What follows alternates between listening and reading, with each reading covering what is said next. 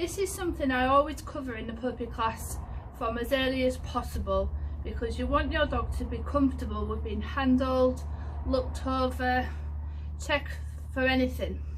This is Magic, my almost 9-year-old dog, and it's actually important as well in older dogs because you might discover new lumps or bumps or something that wasn't there last time. So how I do this, I always make sure my dog's wearing a collar. I don't know if you can see, I've put Magic's best sparkly collar on. I know. And what we do is I start with the eyes first, and I purposely sit my dog looking away from me so that I'm not staring them directly in the eye and making eye contact, which to dogs can be quite threatening. So my dog's looking away. If needs be, I can just loop my hand in the collar, so I've just got a little bit of control of the head. But what I like to do is make a chin rest, and I look at the dog's eyes from behind. So I can see all in her eyes, but I'm not staring directly at her. What I'm getting her used to is just gently opening her eyelids and her feeling my hands and fingers around her eyes. You never know when you might need to give your dog some eye drops, so getting them used to having their eyes looked at and felt is a good thing to do. So I've done the eyes, and then I move on to the ears. So getting them used to having their ears looked at, looking inside their ears.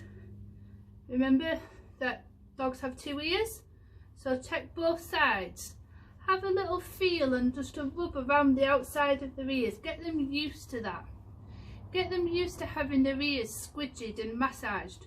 So again, if ever you have to put eardrops in, you're going to have to rub it in, and it wants to be a positive thing. If you've got Spaniels, Cockapoos, Golden Retrievers, any fluffy breeds, all behind their ears will get matted. So again, run your fingers through them and let them know that that's a good thing to do. So that's eyes and ears. Mouth. So you want to get your dog used to having their mouth handled. With puppies, we spend a lot of time pulling things out of their mouth, and going in their mouth isn't always a positive thing. So how I do this, with my hand looped through the collar, I make a chin rest. So I'm supporting her head with one hand. This is now my spare hand to do all the actions. And what I'm going to do is just gently lift up the sides of her lips and check her gum line. Swap over and do the same here. So she's getting used to me touching her mouth, lifting up her lips, and just looking and seeing what's there. It's good to check the colour of your dog's gums. Get used to now knowing what colour your dog's gums are. Then you want to get them used to having their mouth opened, and this is just a really gentle introduction. We don't want to be wrestling with our dogs. So behind their canine teeth, which are the long pointy teeth, there is a gap. If you put your thumb in there, their mouth magically opens. It's really clever.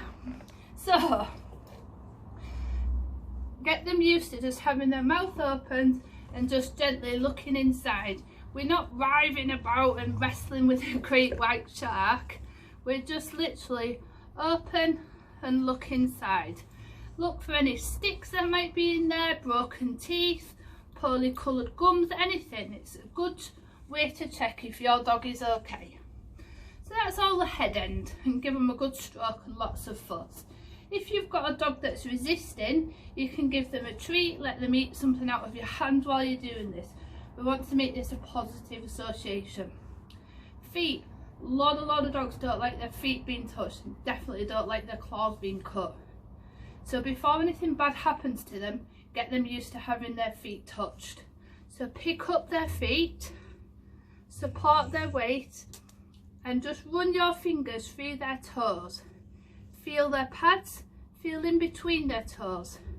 Find out if your dog has got dew claws. These are the ones sticking up halfway down the side of the leg.